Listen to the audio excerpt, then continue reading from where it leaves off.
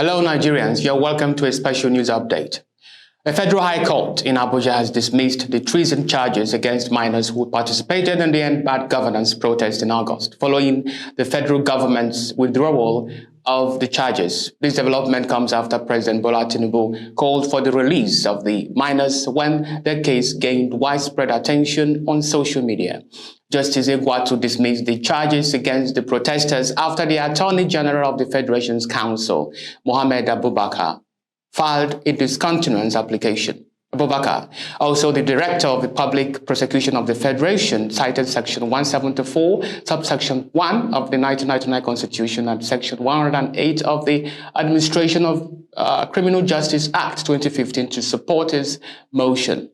You may recall that the minors involved in the demonstrations were detained for over 3 months. The protests, which began on August 1 and ended on August 10, 2024, aimed to demand better governance from Nigerian government. The release of the minors is a welcome relief considering the traumatic experiences the children faced during their detention. The collapse of the 4 youths during their trial highlighted the vulnerability of the minors involved in the protests. The Nigerian government's decision to drop the charges against the protesters marks a significant shift in their approach to handling dissent and protests. Ultimately, the End Bad Governance protests and the subsequent release of the minors serve as a reminder of the importance of protecting the rights and well-being of all citizens, especially vulnerable populations like children. Former Vice President Egwuatu has taken a swipe at President Bola Tinubu's administration for organizing a national prayer session led by the First Lady Oluremi Tinubu and the National Security Advisor Nuhu Ribadu to tackle Nigeria's challenges. Atiku's criticism implies that the government should focus on concrete actions rather than relying on prayers to address the country's problems. The former vice president of Nigeria has been engaged in a war of words with the presidency after proposing solutions to the country's economic woes. Specifically, Atiku suggested that his administration would have taken a gradual approach to implementing reforms, including the removal of the petrol subsidy. This comes after Atiku criticized President Bola Tinubu's economic and foreign exchange policies, offering alternative solutions to address the country's challenges. The presidency has fired back at Atiku Abubakar's criticism, with Bayo Onanuga, special advisor to the president, saying his ideas lack substance. Onanuga also noted that Nigerians overwhelmingly rejected the People's Democratic Party in the 2023 elections, implying their vision for the country wasn't convincing. And next, one of the husbands of women who had scandalous relations with Baltasar Engonga has come out to confront his wife in a new video. Baltasar Engonga has been trending due to a scandalous leak of explicit videos featuring him with multiple women, including high-profile individuals such as his brother's wife, cousin, and the sister of Equatorial Guinea's president.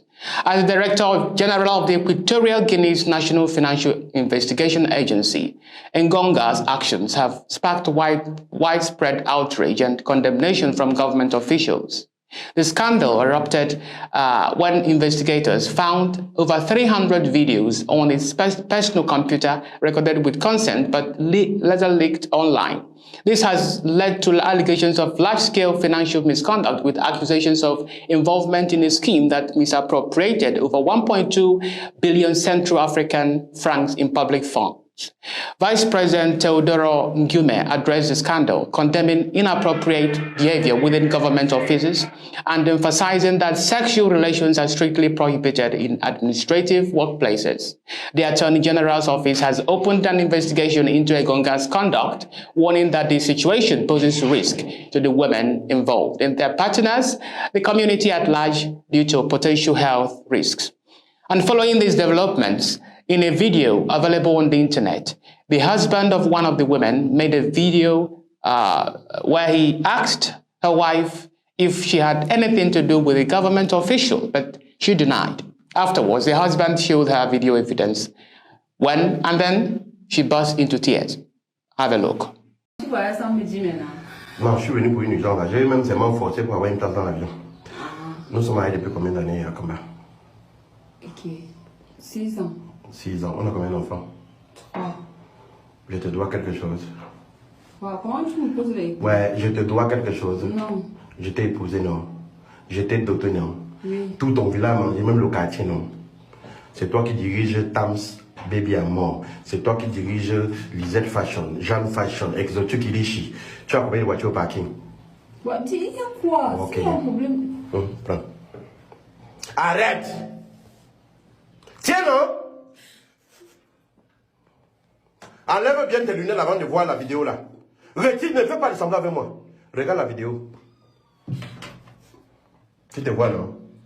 Hein? T'as dit que je suis comme ça à Dubaï en plein centre de travail, en train de vouloir crâner. Mes amis me disent que viens voir la liste de vidéos de Balthazar à Kamba.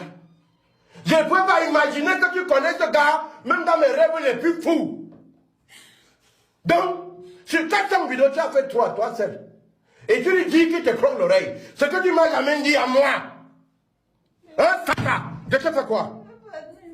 Meanwhile, Equatorial Guinea's government has taken drastic measures to curb the spread of explicit content on WhatsApp, restricting citizens from downloading and sharing multimedia files via mobile data.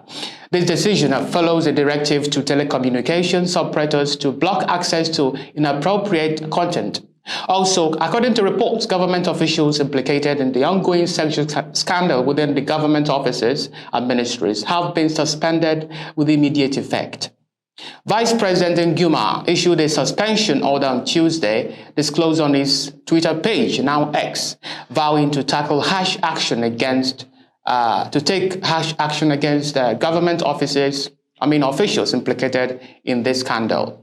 This swift action aims to address the serious allegations and ensure accountability among public officials. The suspension is likely a response to mounting pressure and public outcry over the scandal, which has brought attention to the need for greater transparency and accountability within government institutions.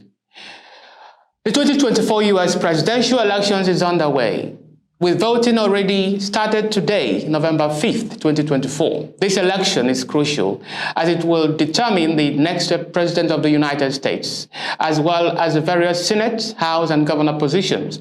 Several pressing issues have dominated the campaign trail, including immigration, with Donald Trump making stricter border control a central focus of his campaign. And then we have the issue of abortion, a contentious topic, with Kamala Harris supporting reproductive rights while Trump has taken a more conservative stance. And then in foreign policy, the ongoing conflicts in Gaza and Ukraine have sparked debates about America's role in global affairs. Many have regarded the U.S. under Joe Biden as not having done enough to show solidarity with the people of Gaza, where over 40,000 lives have been lost. And finally, in the area of economy, voters are concerned about jobs, inflation, and economic growth. The latest polls show a statistical tie between Democratic candidate Kamala Harris and the Republican candidate Donald Trump. To win the presidency, a candidate needs to secure at least 270 electoral votes. Of course, campaigns have ended and voting is underway. The world awaits a new president from one of the founders of the modern democracy. I am Tochukwu Raphael, speaking for the Diaspora Digital Media.